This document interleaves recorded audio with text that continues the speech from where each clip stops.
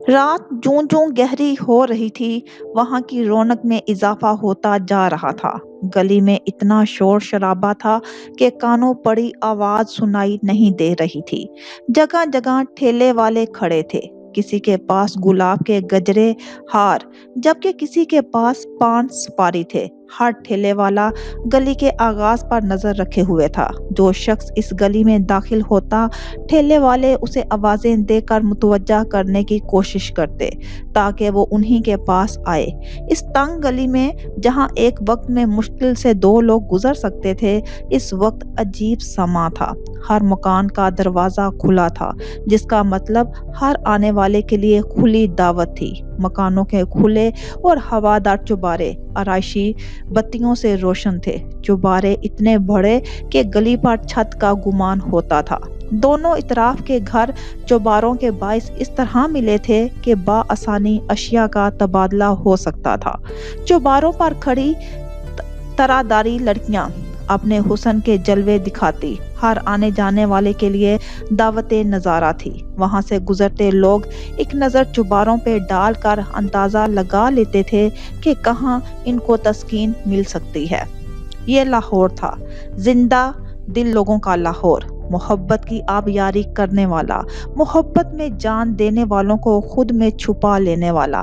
اس شہر کی مٹی میں کئی کہانیاں دفن تھی۔ یہاں کی بوسیدہ اور اپنے وجود کو مشکل سے قائم رکھنے والی صدیوں پرانی دیواریں دل والوں کی کہانیاں آج بھی سناتی تھی۔ یہاں کی فضاؤں میں آج بھی کچھ اچھوتی کہانیوں کی باز گشت سنائی دیتی تھی، لیکن اگر کوئی سننے والا ہو تو۔ بازار حسن کے رنگ دیکھنے کے لیے لوگ دور دور سے آتے تھے، لیکن نازنین کو دیکھنے کو نہیں آتا تھا۔ وہ اپنے جیسی ایک تھی اور اس جیسی کوئی اور ہو ہی نہیں سکتی تھی۔ اس کا تذکرہ رات کے اندھیرے سے نکل کر دن کے اجالوں میں آن پہنچا تھا۔ وہ صرف شرابیوں اور جواریوں کی محفل کی رونق نہیں تھی، بلکہ اندرونے اور بوسیدہ گلیوں میں رہنے والے بھی اس کے شیدائی تھے۔ اس کے حسن کی نزاکت سے کئی آنکھیں سیراب ہوتی، اس کے ذکر سے ہزاروں زبانوں کو شیرے کا ذائقہ محسوس ہوتا تھا۔ طرحداری، خوبصورتی، معصومیت اور بے نیازی کا اگر کوئی دوسرا نام ہوتا تو وہ نازنین تھا۔ نازنین، مدھر ساز، حسین راز، حواسی رواں، سب سے جدا، دلکشو دل نشین، باکمال بہترین، آفرین محجبین۔ سنا ہے اس کے بدن کی تراش ایسی ہے کہ پھول اپنی قبائیں کتر کے دیکھتے ہیں۔ کمرے میں مدھم اندھیرا تھا، دل اپنی تابناکی کے ساتھ روشن تھا۔ کچھ دیر پہلے آسمان پہ چھائے بادل اب ندارد تھے۔ سورج کی روشنی کمرے میں نہیں پہنچ رہی تھی اور وجہ قد آور کھڑکیوں پر پڑے دبیز پردے تھے۔ وہ اپنی سوچوں میں اس قدر مگن تھی کہ ارد گرد کی فکر سے بے نیاز لگتی تھی۔ اپنے ہی خیالوں کے تانے بانے سے بنتے وہ کسی دور کے سفر پہ نکلی ہوئی تھی۔ اس کے چہرے پہ نمایاں ہوتی لکیریں کسی خوشگوار خیال یا سوچ کا منظر پیش نہیں کر رہی تھی۔ وہ بیڈ کے متبادل رکھے صوفے پہ لیپ ٹاپ گود میں رکھے بیٹھے تھے۔ کام کم ہونے کی وجہ سے آج کا دن گھر گزارنے کا ارادہ کیا تھا۔ انہوں نے لیپ ٹاپ پہ نظریں ٹکائے ہی کوئی بات کی، اور جب کافی دیر بعد جواب نہ آیا تو چونک کے مقابل کو دیکھا۔ وہ وہاں ہوتے ہوئے بھی غیر حاضر لگ رہی تھی۔ انہیں ایک دم تشویش نے آن گھیرا تھا۔ وہ فوراً اٹھ کر ان کے پاس آئے تھے۔ فاطمہ، کیا ہوا آپ کو؟ انہوں نے پریشانی سے ان کا کندھا ہلایا۔ جی، کیا کہہ رہے ہیں؟ وہ ان کے ہلانے پہ بری طرح چونک گئی اور آنکھوں میں ناسمجھی کا تاثر لیے انہیں دیکھ رہی تھی۔ ان کی یہ حالت دیکھ کر تو انہیں پختہ یقین ہو گیا تھا کچھ گڑبڑ ہے۔ انہیں تشویش اس بات کی ہو رہی تھی کہ اگر کوئی مسئلہ یا پریشانی تھی تو اب تک انہیں خبر کیوں نہیں تھی۔ انہوں نے آہستگی سے ان کا ہاتھ تھام لیا، یوں جیسے اپنے ساتھ کا یقین دلانا چاہتے ہوں۔ میں کب سے آپ کو دیکھ رہا ہوں۔ آپ اپنے خیالوں میں مگن اور کہیں کھوئی ہوئی ہیں، اپنے ارد گرد سے مکمل بے نیاز ہیں۔ آپ کی اسی حالت کے باعث پوچھ رہا ہوں کہ سب خیریت ہے نا؟ انہوں نے اب تفصیل سے اپنی بات سمجھائی تھی۔ بس ایسے ہی آج دل بلا وجہ پریشان ہے۔ اور اس کی کوئی وجہ بھی نہیں سمجھ آ رہی۔ انہوں نے اپنی حالت سے پردہ اٹھایا تھا۔ کچھ بھی بلا وجہ نہیں ہوتا فاطمہ، کوئی نہ کوئی وجہ تو ہے۔ انہوں نے اپنی بات پر اصرار کیا تھا۔ لامیا ابھی تک نہیں آئی۔ اس نے کافی زیادہ تاخیر نہیں کر دی۔ وہ سمجھ نہیں پائے تھے کہ واقعی ہی لامیا کے بارے میں فکر مند تھی یا بات کا رخ بدلنے کی کوشش کر رہی تھی۔ آپ بات بدلنے کی کوشش کر رہی ہیں۔ آپ جانتے ہیں میری پریشانیوں اور تکلیفوں کی وجہ، میرے احساسات صرف ایک نقطے پہ منجمد ہوتے ہیں اور اس نقطے سے بخوبی واقف ہیں۔ انہوں نے دھیمے لہجے میں کہا، جیسے اعتراف جرم کر رہی ہوں۔ ان کے جواب پہ وہ ایک لمبی سانس بھر کے رہ گئے۔ وہ ان کی بیوی تھی، ان کی زندگی کی ساتھی، اور ان کے ہر رنگ سے وہ واقف تھے۔ وہ جب ایسی حالت کا شکار ہوتی، اس کا قصور وہ خود کو سمجھتے تھے۔ وہ ان کی محبت تھی، اور اس محبت کے لیے انہوں نے وہ سب کیا جو کر سکتے تھے، بلکہ اپنی ہمت سے بھر کے کام کیے تھے۔ لیکن اس کے باوجود وہ ان کے دل کا ایک کونا اس درد سے خالی نہیں کر سکے تھے۔ کچھ درد ایسے ہوتے ہیں جن کا مداوع کبھی نہیں ہو سکتا۔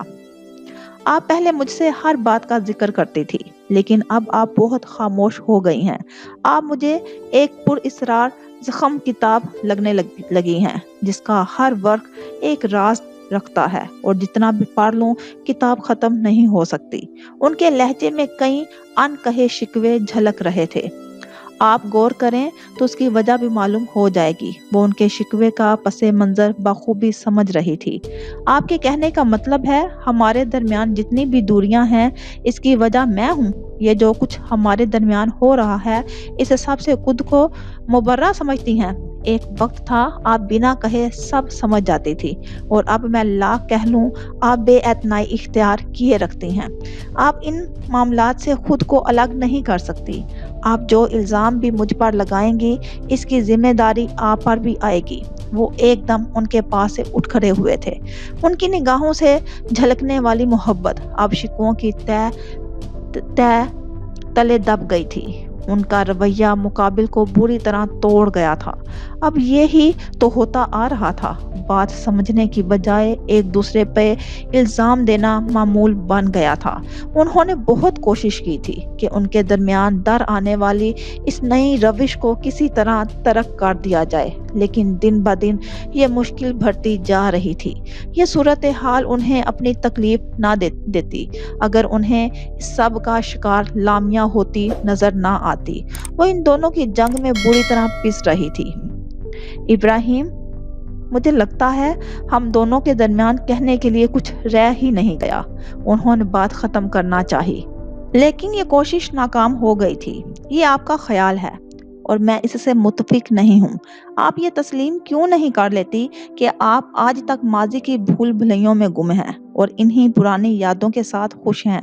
جب آپ پرانی راکھ کو چھیڑتی ہیں، اس راکھ سے نکلنے والی چنگاریاں آپ کے ساتھ ساتھ مجھے بھی خاکستر کر دیتی ہیں، اور آپ اس کے باوجود بضد ہیں کہ آپ کو کوئی الزام نہ دیا جائے، آپ سے کوئی سوال نہ کیا جائے۔ آپ ہر الزام مجھے دیتی جائیں اور میں بخوبی انہیں ایک ہار کی طرح اپنے گلے میں ڈال لوں۔ بات ختم نہیں ہوئی، بلکہ بلا وجہ بڑھتی جا رہی تھی۔ آپ بات کو بلا وجہ طول دے رہے ہیں۔ لامیا آنے والی ہوگی، میں نہیں چاہتی کہ وہ ہماری بحث سنے اور کسی اچنبھے کا شکار ہو۔ انہوں نے یہ سب روکنے کی ایک اور کوشش کی تھی۔ فاطمہ، آپ کو لامیا کے آگے کچھ نظر آتا ہے؟ ہمارا رشتہ، ہماری محبت۔ وہ اس سب کے درمیان لامیا کے ذکر سے عجیب کوفت کا شکار ہوئے تھے۔ ابراہیم، سچ پوچھئے تو مجھے واقعی لامیا کے آگے کچھ نظر نہیں آتا۔ آپ مانیں گے نہیں، لیکن اس کی وجہ بھی آپ ہیں۔ لامیا کی فوقیت کا اعتراف انہیں عجیب تکلیف دے گیا، لیکن اس تکلیف کا اظہار ان کے چہرے سے عیاں نہیں تھا۔ اس سب کی وجہ بھی وہی تھے۔ یہ بات انہیں ہضم نہیں ہوئی تھی۔ اس سب کی وجہ میں کیسے ہوں؟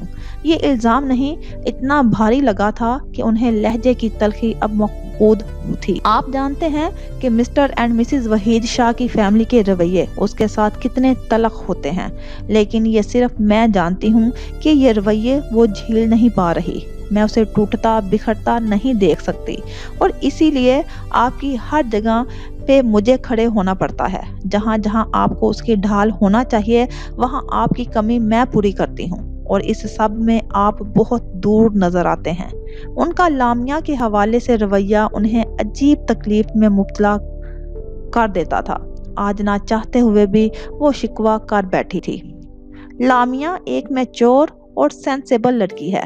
फातिमा खुद को अच्छे से संभाल सकती है। आपका ये रवैया उसकी मदद तो नहीं कर सकता, अलबत्ता उसकी मजबूती में दरार जरूर डाल सकता है। उनके नजदीक ये सब शिकवे बेसबब थे। आप एक बिजनेसमैन हैं, इसलिए ये नजाकतें नहीं समझेंगे, लेकिन मेरी आपसे गुजारिश है कि आप माँ बेटी को हमारे हाल पे छोड़ दें। वो बात के इख्तिताम पर उठ खड़ी हुई, यूं जैसे एक पल वहां रुकना नहीं चाहती थी। आप जानती हैं कि आप क्या कह रही हैं? वो हैरानी से उनकी तरफ देख रहे थे, जैसे इस सब की उम्मीद उनसे नहीं थी। वो अपनी इस हैरानी में हक बजानिब थे, क्योंकि आज तक उसके लहजे को उन्होंने नहीं सुना था। वो फितरतन हर हाल में राजी रहने वालों में से थी, इसलिए अब ये रवैया वो समझ नहीं पा रहे थे। वो उनकी मोहब्बत थी। उन्हें तकलीफ में देखना उनके लिए आसान नहीं था, लेकिन मसला ये था कि वो समझ ही नहीं पा रहे थे कि ये सब क्या हो रहा है। उनके दरमियान इतनी दूरियां अचानक आ कैसे गई थी? इब्राहिम, जब हम लोगों ने अपनी अपनी तरजीहात मुतय्यन कर ली हैं तो बेहतर है किसी दूसरे के दायरे में दखल ना दें। मैं इन दूरियों को मजीद हवा नहीं देना चाहती। इन उलझनों को इतना बढ़ावा देना मकसूद नहीं कि हमारा रिश्ता मसलहतों का शिकार हो जाए। वो बात खत्म करने के बाद वहां रुकी नहीं थी। धुआं उड़ाती गाड़ी तवील पगडंडी से गुजरकर इमारत के सामने आ खड़ी हुई थी। वो तीनों शिकार से वापस आ गए थे। साईं फजलदाद गाड़ी रुकते ही भागकर उन तक आया। उसके साथ फार्म हाउस के कुछ मजीद मुलाजिम भी थे। दाऊद ने सामान निकालने का कहा और इमारत की जानिब भर गया। इन दोनों ने भी उसकी तलकीन की थी। मुजतबा, तुम यहाँ कब तक हो? जिगम ने उसके साथ चलते हुए सवाल किया। मेरी यूनिवर्सिटी का आगाज होने वाला है, इसलिए कोशिश है कि कल तक वापस चला जाऊं। वो दोनों गुफ्तगू करते मेहमान खाने में दाखिल हुए थे। वो दाऊद वहां पहले ही विराजमान था। मेरी मानो तो कुछ दिन मजीद रुक जाओ। दाऊद के साथ मिलकर कोई नई तरकीब लड़ाते हैं। क्यों दाऊद? उसने उसे भी अपनी बातों में घसीटा था। हम? क्या क्या कहा तुमने? वो शायद उसकी बात नहीं सुन सका था। मैं कह रहा था कि मुजतबा भी फारिग है और तुम्हें भी चट्टा साहिब ने इसकी वजह से छूट दे रखी है, तो क्यों ना पहाड़ों की सैर को निकलें। बहुत अरसा हो गया पहाड़ी इलाके में शिकार भी नहीं किया। वो शायद ये मौका जाया नहीं करना चाहता था। सबसे पहले बात के बड़े अब्बा कभी इजाजत नहीं देंगे, और दूसरा, अब शिकार करने के लिए कवानीन बदल गए हैं। अपने इलाके में खैर है, कहीं दूर मुकम्मल इंतजामात के बगैर नहीं जा सकते। दाऊद ने उसके शौक के गुब्बारे से हवा निकाल दी थी। मैं भी इससे ज्यादा यहाँ नहीं रुक सकता। बाबा जान कभी भी बिजनेस के लिए कहीं जा सकते हैं तो मामा अकेली हो जाती हैं। वैसे भी मेरी क्लासेस स्टार्ट होने वाली हैं, तो मेरी तरफ से भी माजरत कबूल करो। मुजतबा ने संजीदगी से जवाब दिया। ना जाने उसके लहजे में ऐसा क्या था कि वो कई पल उसे देखता रहा और फिर निगाहें फेर ली, लेकिन दिल में एक नया ख्याल जन्म ले चुका था। वो अपनी बातों में मगन थे कि बाहर से गाड़ी के टायर चिरचिराने की जोरदार आवाज आई। वो तीनों एकदम चौंके थे। दाऊद ने बाहर जाके देखना मुनासिब समझा, लेकिन उसके उठने से पहले ही कोई तेज तेज कदमों से चलता उसके सामने आ खड़ा हुआ था। आने वाला भी उसे देखकर चौंका था। तुम यहाँ क्या कर रहे हो? उससे पूछा गया, लेकिन लहजा ऐसा था कि उसकी पेशानी में अर्क आलूद हो गई थी। हम सुबह से यहाँ हैं। दाऊद के अंदाज में भी तलखी छलकने लगी थी। वो शायद उसे अकेला समझ रहे थे। उसके हम कहने पे उन्हें एहसास हुआ कि उसके अलावा भी कोई यहाँ मौजूद है। उन्होंने चौंक कर उसके पीछे देखा। इन दोनों को देखकर लहजे की तलखी चेहरे से छलकने लगी थी। उन दोनों ने भी चेहरे के बदलते रंग वाजिया महसूस किए थे और ना जाने क्यों खुद को ख्वामखा मुजरिम समझने लगे थे। उन्होंने एक तलख नजर इन तीनों पे डाली और वहां से आगे बढ़ गए। दाऊद की कनपटी सुलगने लगी थी। उसको अगर किसी चीज ने बांधा था तो वो रिश्ते का लिहाज था, वरना ऐसी नजरें वो खुद पे पड़ने से पहले मोड़ दिया करता था। उनके जाने के बाद वो भी मेहमान खाने से बाहर निकल आया था। वो चंद कदम ही चला था कि फजलदाद सामने आ गया। वो इससे पूछने ना पूछने की शशोपंज का शिकार था कि वो खुद ही उसके पास आ खड़ा हुआ, जैसे कुछ कहना चाहता हो। क्या हुआ? ये बाहर शोर कैसा है? दाऊद साहिब, चौधरी जी का कहना है आप लोग यहाँ से चले जाएं। उसने डरते डरते मुद्दा बयान किया, क्योंकि मुकाबिल भी आतिश फिशां था जो कहीं भी किसी पे भी फट सकता था। मैं अभी बड़े अब्बा से बात करता हूँ। वो फोन निकालते हुए एक तरफ को हुआ था। इसका कोई फायदा नहीं है। उन्होंने बहुत बार मुझे कह रखा है कि जब छोटे चौधरी साहिब इस हालत में आए तो मैं यहाँ किसी को आने ना दूं, खास तौर पे आपको। फजलदाद की बात ने दाऊद को जलते अंगारों के सुपुर्द कर दिया था। फजलदाद, तुम जानते हो कि क्या कह रहे हो? उसने मुट्ठियां भींचते हुए गुस्सा जब्त किया। मेरा क्या कसूर? चौधरी जी का हुक्म है। फजलदाद कांपने लगा था। उसने कांपते हुए लहजे बोलते साईं को देखा और मोबाइल वापस जेब में डाल लिया। इस वक्त बड़े अब्बा से बात करने का कोई फायदा नहीं था। अगर उन्होंने ये कह रखा था कि चचा जान की मौजूदगी में यहाँ कोई नहीं रुकेगा तो उनका ये फैसला अटल था। अब बस ये फिक्र थी कि वो इन दोनों को अपनी जिम्मेदारियों पर लाया था और अब कैसे उन्हें एकदम यहाँ से जाने का कह सकता था। दाऊद, मेरा ख्याल है वापस चलना चाहिए। मैं भी लाहौर निकलने का सोच रहा हूँ, तो बेहतर है दिन में ही निकल जाऊँ। बड़ी अम्मी से भी मिल लूंगा और वैसे भी बड़ी अम्मी रात के सफर से मना करती हैं। वो न जाने कब उसके पीछे आ खड़ा हुआ था। उसके लहजे से कुछ ऐसा जाहिर नहीं हुआ कि वो इन दोनों की गुफ्तगू सुन चुका था, लेकिन दाऊद उस गुरेज की वजह समझ रहा था। उसके कुछ ना जताने के बावजूद वो शर्मिंदगी महसूस कर रहा था। तुम बिला वजह परेशान हो रहे हो। फिक्र मत करो, हम किसी दूसरी जगह चलते हैं। उसने मुजतबा को रोकने की कोशिश की, क्योंकि वो नहीं चाहता था कि वो दिल बुरा करके यहाँ से जाए। उसकी तरफ पहले ही बहुत हिसाब बाकी थे। वो नए मसले पैदा नहीं करना चाहता था। ऐसी कोई बात नहीं है, मुझे मामा का ख्याल आ रहा है तो बेहतर ही लगा कि उनके पास चला जाऊं। वैसे भी अब तो बड़े अब्बा तुम्हें बिजनेस में धकेल रहे हैं, तो लाहौर तुम्हारा आना जाना लगा रहेगा। वहां तुम हमारी मेजबानी से लुत्फ अंदोज होना। मुजतबा ने अपनायत से उसके कंधे पे हाथ रखा, जैसे वो उसको अपनी तरफ से किसी शर्मिंदगी का शिकार ना होने देना चाहता हो। मुझे अकेले छोड़कर तुम दोनों ने यहाँ कौन सा मेला लगाया हुआ है? जिगम भी उनके पीछे चला आया था। मैं उससे वापसी की इजाजत लेने आया था। मुज्तबा ने बाहर आने का सबब बताया। वो तुम अंदर भी ले सकते थे। वो बिल्कुल मुत्तमिन नहीं हुआ था। उसका क्या पता, जवाब में दो घूंसे ही मार देता। मैं तुम्हारे सामने ऐसी इज्जत अफजाई अफोर्ड नहीं कर सकता। मुज्तबा उसकी बेयकीनी को किसी खातिर में नहीं लाया था। फिर क्या हुआ, फैसला किया? वो सवालिया निगाहों से इन दोनों को देखने लगा था।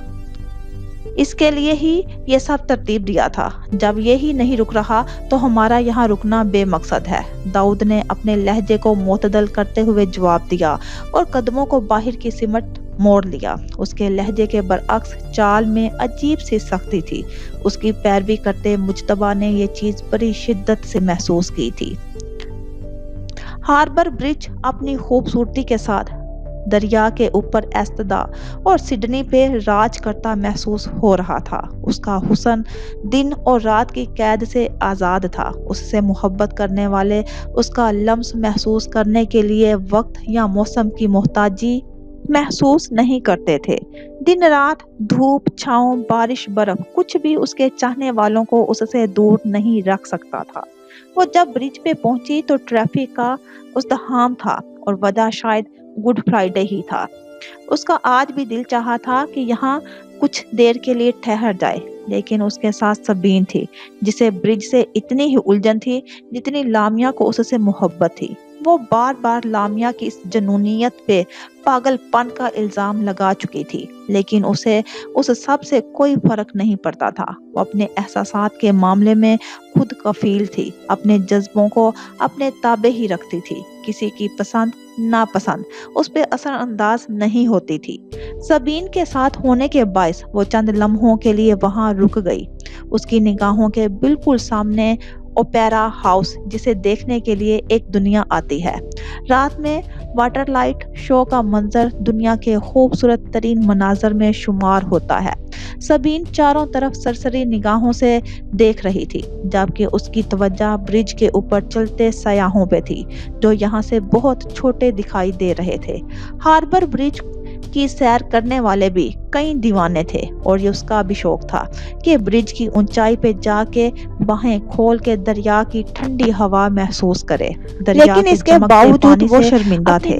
گاڑی پارک کرنے کی بجائے وہاں کھڑے گارڈ کو چابی پکڑا کر اندھیرے میں گاڑی کی آسمان کو کرتے، کیونکہ مزید تاخیر کو اچھا نہیں سمجھ رہے تھے۔ آفس میں داخل ہوتے ہی ان کی نگاہوں نے شوکت حسین سے کہہ نہیں سکتی تھی، اپنے برج پہ چڑھنے کے لیے کسی بہت سیدھا ان کے آفس کی طرف آ گئے، جو اس کے ڈر کو کے باہر کھڑا کر ایک کولیگ سے نبیل کے متعلق یہ شاید پاپا ابھی تک وہ نہیں نظر آیا تھا، وہ بھی ان کی طرح کسی پہ اپنا یہ نبیل کے متعلق آنے والے خیال کو جھٹک کر شوکت صاحب کے آفس میں داخل ہو گئے تھے، گہرائی میں چھپا رکھا تھا۔ آئیے میں آپ کا انتظار کر رہا تھا۔ اس نے زیادہ آفس میں داخل مناسب نہیں سمجھا اور اپنے قدموں کو واپسی کی طرف موڑ لیا۔ میں تاخیر کے لیے بہت معذرت خواہ ہوں۔ دونوں کا ساتھ ختم ہو گیا۔ سبین اپنے راستے کی جانب مڑ گئی اور وہ اپنی سوچوں میں انہوں نے معذرت کرنا ضروری سمجھا تھا۔ چلتی جا رہی تھی۔ گھر میں داخل ہوتے ہی اسے عجیب سا احساس ہوئے، جسے اس نے جھٹک دیا۔ زیادہ دن لگ گئے تھے، پاپا گھر پہ ہیں، سو اس نے بلا وجہ کا شور مناسب نہیں سمجھا۔ آرام سے دروازہ بند کیا، بیگ لاؤنج میں رکھتے ہوئے کچن میں آ گئی۔ اسے امید تھی ماما یہی ہوں گی اور ہمیشہ کی طرح پاپا کی موجودگی کو خاص بنانے کے لیے کچھ اچھا سا پکانے میں مصروف ہوگی۔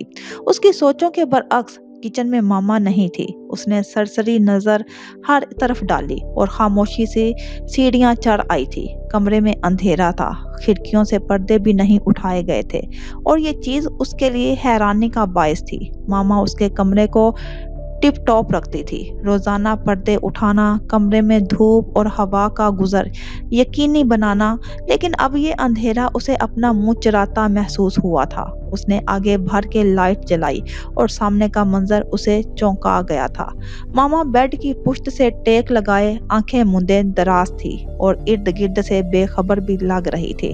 اسے ایک دم پریشانی نے آن گھیرا کہ اگر وہ یہاں اس حالت میں تھی تو یقیناً کوئی وجہ تھی۔ وہ کئی پل اسی شش و پنج میں کھڑی رہی کہ انہیں اٹھائے یا رہنے دے۔ کچھ سوچتے ہوئے وہ آگے بڑھی اور ان کی پیشانی کو چھوا۔ انہیں ہاتھ لگاتے ہی اسے وجہ معلوم ہو گئی تھی۔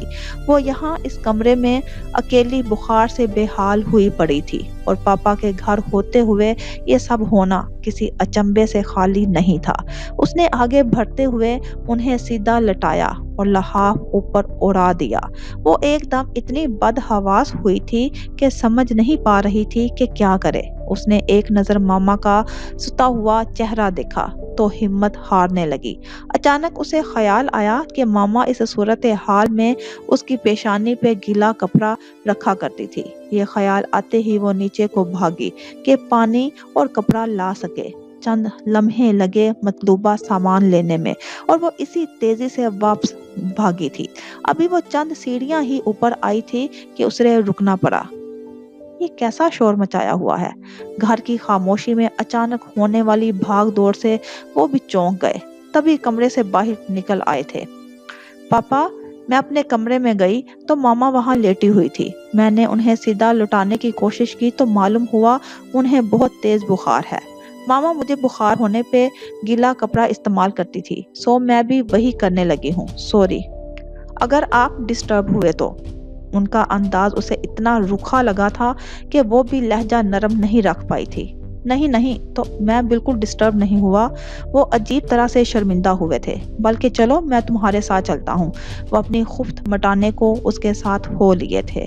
انہوں نے بظاہر اپنے تاثرات معمولی رکھے لیکن دل میں عجیب سی ہلچل مچی ہوئی تھی۔ وہ خود کو فاطمہ کا مجرم سمجھنے لگے تھے کہ کیا ضرورت تھی اتنا سخت بولنے کی، لیکن اب یہ سب سوچنے کا کوئی فائدہ نہیں تھا۔ وہ اسی اکھڑے لہجے میں لامیا سے بھی بول گئے، حالانکہ جانتے تھے اس سب میں وہ بے قصور تھی۔ کمرے میں داخل ہوتے ہی جو منظر دیکھا وہ شرمندگی میں مزید اضافہ کر گیا تھا۔ گزرے چند لمحات نے سامنے لیٹے وجود کو نچوڑ کے رکھ دیا۔ وہ دہلیز سے قدموں کو آگے نہیں بڑھا پائی تھی۔ لامیا کو جو سمجھ آ رہی تھی وہ کر رہی تھی، لیکن اس سب کا کوئی اثر ہوتا نظر نہیں آ رہا تھا۔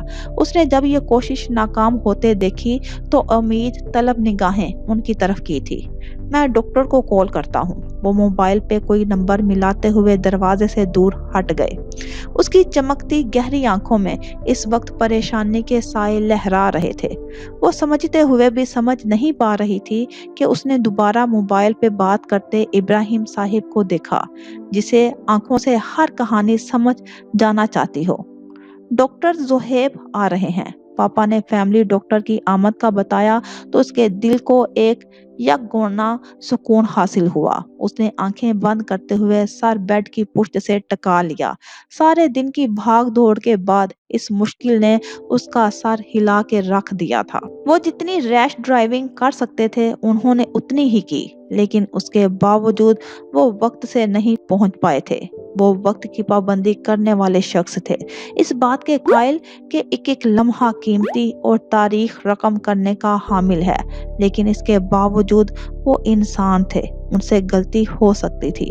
وہ جانتے تھے ان سے کوئی باز پرس نہیں کی جائے گی، لیکن اس کے باوجود وہ شرمندہ تھے۔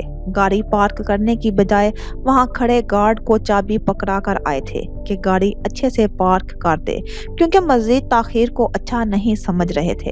آفس میں داخل ہوتے ہی ان کی نگاہوں نے شوکت حسین صاحب کو دیکھ لیا۔ اپنے آفس سے ضروری ڈاکومنٹس اٹھاتے ہوئے وہ سیدھا ان کے آفس کی طرف آ گئے۔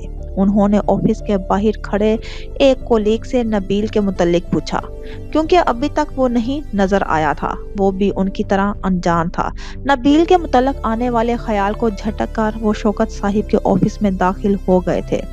تاشفین، آئیے، میں آپ کا انتظار کر رہا تھا۔ انہیں آفس میں داخل ہوتے خوبرو جوان کو دیکھ کر مسکراتے ہوئے کہا، میں تاخیر کے لیے بہت معذرت خواہ ہوں۔ ان کی توقع کے مطابق تاخیر کے متعلق کوئی باز پرس نہیں ہوئی تھی، لیکن انہوں نے معذرت کرنا ضروری سمجھا تھا۔ میں آپ کی طبیعت سے واقف ہوں، اس لیے جانتا ہوں تاخیر کی کوئی نہ کوئی وجہ ہوگی۔ انہوں نے ان کی معذرت کو بھی سنجیدہ نہیں لیا تھا۔ اس بار لندن میں کافی دن لگا کر آئے ہیں آپ؟ شوکت حسین لندن علاج کی غرض سے جاتے رہتے تھے، اس لیے انہوں نے پوچھنا ضروری خیال کیا۔ بالکل، توقع سے زیادہ دن لگ گئے۔ دل کا مسئلہ کچھ زیادہ ہی پیچیدہ ہوا جا رہا ہے۔ ڈاکٹر مطمئن نہیں ہو رہے تھے تو میں نے ان کے کام میں دخل دینا مناسب نہیں سمجھا۔ اس کے بعد زارا سے ملنے کے لیے مانچسٹر چلا گیا، کیونکہ اس کا لاسٹ سیمسٹر چل رہا ہے تو وہ نہیں آ سکی۔ اگر اس سے ملے بغیر آ جاتا تو مجھے اس سے معافی نہیں ملنے والی تھی۔ انہوں نے تفصیل سے وضاحت دی اور بیٹی کے ذکر پہ مسکراہٹ چہرے پہ رنگ دکھانے لگی تھی۔ او، اگر زیادہ مسئلہ تھا تو آپ کو رک جانا چاہیے تھا۔ یہاں کی فکر میں آپ علاج تو ادھورا نہیں چھوڑ آئے۔ انہوں نے گفتگو کے آخری مرحلے کو نظر انداز کرتے ہوئے ان کی صحت کے متعلق تشویش کا اظہار کیا تھا۔ نہیں نہیں، ایسی کوئی بات نہیں ہے۔ یہاں کی فکر تو تھی، لیکن مجھے یقین تھا کہ تم لوگ سب اچھے سے سنبھال لوگے۔ پھر آپ کیوں اتنی عجلت میں واپس آ گئے؟ وہ مطمئن نہیں ہوئے تھے۔ میرے جو ٹیسٹ ہوئے ہیں ان کی رپورٹس آنے میں وقت ہے، اس کے بعد ڈاکٹرز کے پینل نے ڈسکس کرنا ہے، تو اس سب میں جتنا وقت لگنا تھا مجھے یہ ٹھیک لگا کہ میں واپس آ جاؤں۔ اس لیے تمہیں اور نبیل کو بلایا ہے کہ جتنے کیسز میں ہینڈل کر رہا تھا وہ تم دونوں کے سپرد کر دوں، تاکہ میری غیر موجودگی میں تم لوگ اچھے سے سب دیکھ سکو۔ انہوں نے وہ سب تفصیل سے بتایا جو ان کے دماغ میں چل رہا تھا۔ آپ نے ہمیں اس قابل سمجھا، یہ آپ کا حسن ظن ہے۔ ان کے اس قدر یقین نے انہیں واقعی احسان بار کیا تھا یہ نبیل کہاں رہ گیا؟ انہیں اچانک نبیل کی غیر موجودگی کا احساس ہوا تھا۔ انہوں نے نبیل کا ذکر کیا ہی تھا کہ اسی پل آفس کا دروازہ کھولے وہ اندر داخل ہوا۔ اس کے انداز میں عجلت نمایاں تھی۔ اس کی اس طرح کی آمد پہ وہ دونوں مسکرا دیے۔ بڑی لمبی عمر ہے تمہاری۔ تاشفین نے مسکراتے ہوئے اسے دیکھا۔ سوری سر، بہت دوڑا لیکن پھر بھی وقت کی دوڑ سے ہار گیا۔ اس نے معذرت بھی اس انداز سے کی کہ آفس کے ماحول میں شگفتگی بکھر گئی۔ آپ سے دوڑنے کو کس نے کہا تھا؟ گاڑی پہ آتے تو وقت پہ پہنچ جاتے۔ شوکت حسین بھی اس کے انداز سے لطف اندوز ہوئے تھے۔ بس سر کیا بتاؤں، میری وقت کے ساتھ کبھی بنی ہی نہیں۔ ہم دونوں ایک دوسرے سے آگے نکلنے کی کوشش میں رہتے ہیں اور ہمیشہ جیت وقت کی ہوتی ہے، اس لیے اس پہ بات کرنے کا کوئی فائدہ نہیں۔ آپ وہ بات شروع کریں جس کے لیے ہم سب یہاں اکٹھے ہوئے ہیں۔ اس کا انداز اتنا متاسفانہ تھا کہ جیسے وقت اور وہ میراتھن میں حصہ لیتے ہوں اور وہاں سے وہ ہار آیا ہو۔ نبیل دورانی، تمہاری یہ شوخی اور بانک پن مجھے بہت پسند ہے، اور سب سے زیادہ یہ چیز اچھی لگتی ہے کہ اتنی مشکل فیلڈ میں رہتے ہوئے بھی تم نے اپنے اندر کو مرنے نہیں دیا۔ میرے پاس وقت ہوتا تو میں مزید اس سب سے لطف اندوز ہوتا، لیکن مسئلہ یہ ہے کہ مجھے کسی بھی وقت لندن سے کال آ سکتی ہے۔ انہوں نے پسندیدہ نگاہوں سے سامنے بیٹھے دونوں لڑکوں کو دیکھا، اور وہ واقعی پسند کیے جانے لائق تھے۔ اس فائل میں ان سارے کیسز کی شارٹ لسٹ ہے جو میں ہینڈل کر رہا تھا، مجھے کرنے تھے۔ انہوں نے ایک فائل ان دونوں کے سامنے رکھتے ہوئے بات شروع کی تھی۔ یہ سب اب آپ کے سپرد ہے۔ آپ دونوں کو میری واپسی تک یہ سب ہینڈل کرنا ہے یا کروانا ہے۔ ان کیسز کی ساری فائلز بھی اکٹھی کروا کر ایک جگہ رکھوا دوں گا۔ ان سے متعلق جتنی معلومات میرے پاس ہیں وہ میں ڈرائیو اور میل کے تھرو آپ کو دے دوں گا۔ آپ دونوں آرام سے یہ سب دیکھ لیں، پھر ہم ان کیسز پہ فرداً بات کر لیں گے۔ انہوں نے مختصراً انہیں بتایا کہ وہ ان سے کیا چاہتے ہیں۔ سر، آپ کا کیا نام ہے؟ اس شہر میں آپ کی ایک پہچان ہے کہ جو کیس شوکت حسین کے پاس جائے اس کی جیت کے چانس بڑھ جاتے ہیں۔ آپ یہ سارے کیسز واپس آنے تک فریز کروا سکتے ہیں، پھر ہمیں یہ سب سونپ کر آپ اتنا بڑا رسک کیوں لے رہے ہیں؟ تاشفین مطمئن نہیں ہوئے تھے، اس لیے دماغ میں کلبتاً سوال زبان پہ آ گیا تھا۔ آپ کو اپنے بارے میں کافی تحفظات ہیں۔ انہوں نے مسکراتے ہوئے سامنے بیٹھے تاشفین کی پرسوچ نگاہوں میں دیکھا تھا۔ میں آپ دونوں کو آپ سے بہتر جانتا ہوں۔ مجھے یقین ہے کہ آپ یہ سب اس طریقے سے ہینڈل کریں گے کہ میری غیر موجودگی کسی کو محسوس نہیں ہوگی۔ اس لیے بے فکر ہو کر شارٹ لسٹ والی فائل کو دیکھیں تاکہ ہم اس پہ مزید بات کر سکیں۔ انہوں نے ایسا جواب دیا کہ وہ دونوں دوبارہ کوئی سوال ہی نہیں کر سکے تھے۔ تاشفین نے فائل اٹھائی، سر کو ہلکا سا خم دیتے ہوئے اجازت لی اور آفس سے باہر نکل آئے۔ نبیل نے بھی ان کی پیروی کی تھی۔ نبیل، مجھے بہت پریشانی ہو رہی ہے۔ ہم کیسے یہ سب دیکھیں گے؟ ایک ایک کیس دیکھنا اور اس پہ بھی شوکت صاحب سے رہنمائی لینا، اور اب کہاں اتنی بڑی ذمہ داری۔ وہ اپنے آفس میں پہنچ کے بھی اسی بات پہ الجھے ہوئے تھے، جبکہ نبیل کا دل کیا اپنا سر پیٹ لے۔ انہوں نے کہا نا کہ ہم پہ انہیں یقین ہے، ہم بھی اپنی پوری محنت کریں گے۔ ان کے اس یقین کو غلط ثابت نہ کریں، اس لیے اپنی محنت پہ اور خود پہ بھروسہ کرو، باقی جو ہوگا دیکھا جائے گا۔